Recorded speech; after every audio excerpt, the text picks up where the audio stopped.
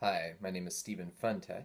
I'm a candidate in the Master in Teaching program. For my pre-service experience, I've compiled for you today two clips from my tryout teaching.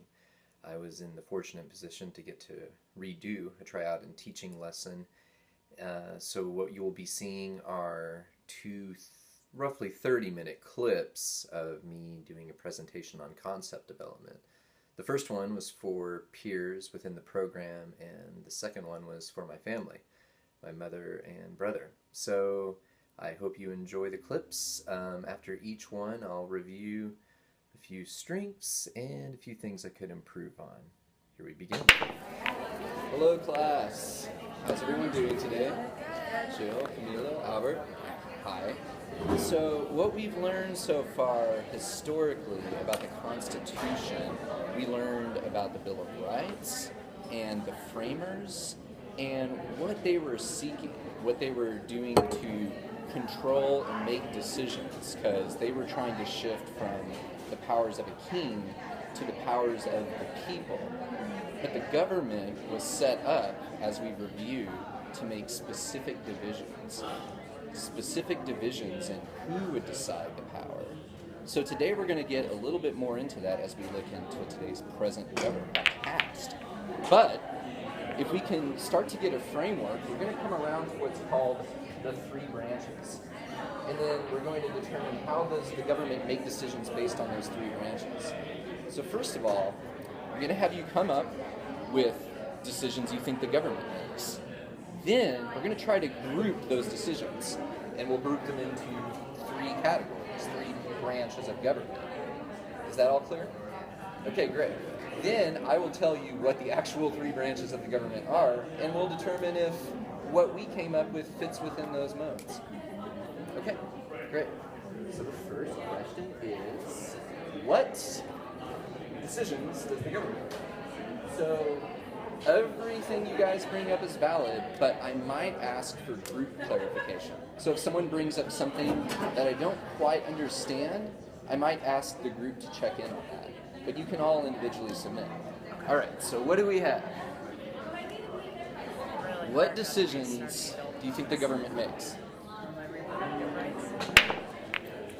Okay, so far we have 8. We could maybe double that. Yeah.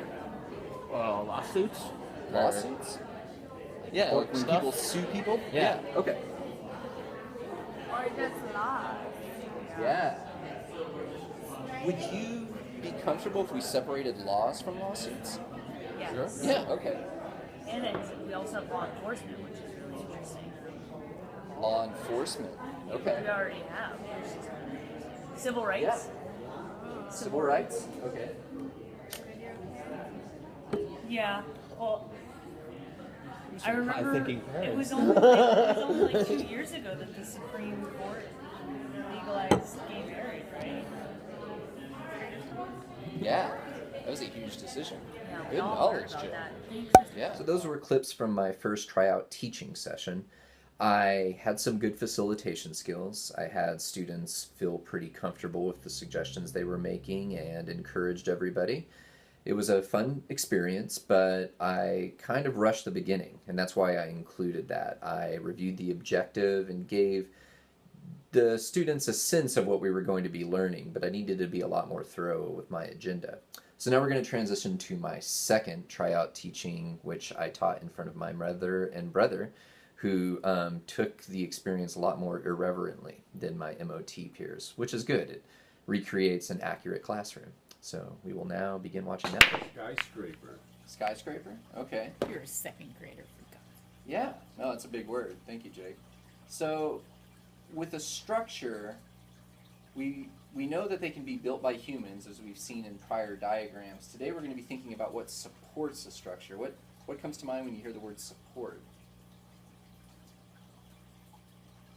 Concrete? Jesus. Concrete. Jesus? Okay.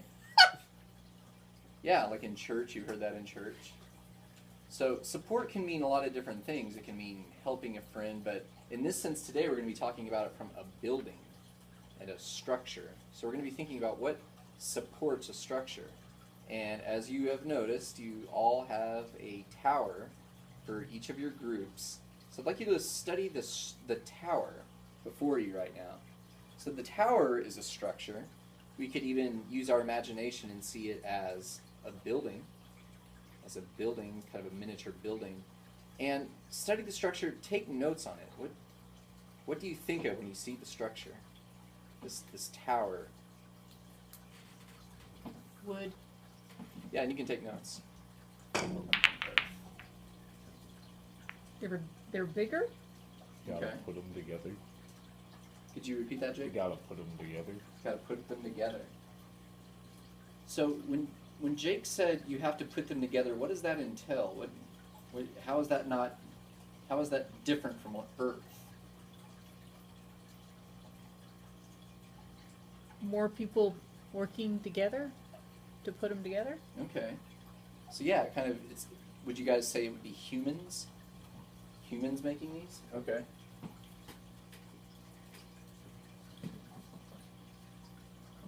All right, and then ground is by itself, and since it's by itself, It's just here. it It's has no just other there. characteristics. Yeah. So that's something that is just there, and we're going to call that, for the sake of something that's always there. Lucky. Yeah, lucky's a good point. Renewable.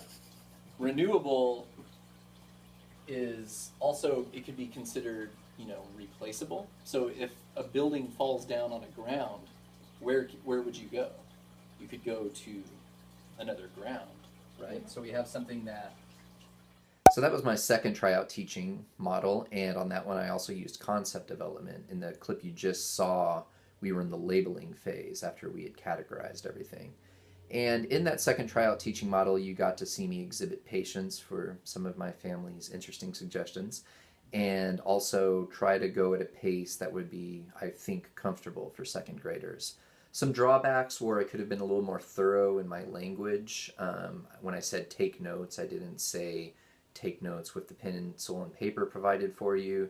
And I also used some language that was above a second grader's level. But overall, I saw some improvement in my second presentation, and I hope you've enjoyed watching both of my tryout teachings.